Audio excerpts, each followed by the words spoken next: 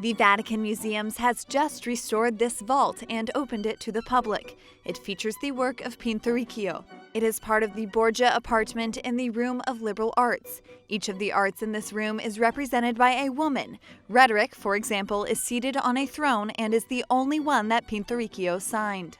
It was commissioned by Pope Alexander VI, who asked the artist to embellish the room that he most likely used as an office. But all these rooms also functioned as a study or private library of the Pope. So much so that when Pope Alexander VI died, for a time the body was exposed in this room and then transferred to the basilica. The curator of the exhibition said that during the restoration they discovered an important technique used by the artist.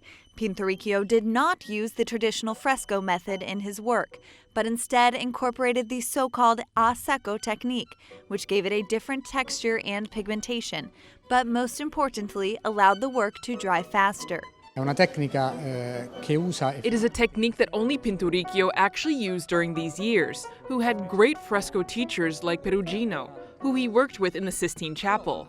However, as a matter of speed, in order to finish the site quickly, he used this technique that is fast and, at the same time, very refined, because the effect he gets is almost that of an easel painting. Pinturicchio was a famous artist during his lifetime, so much that he worked for some of the most powerful figures in Rome.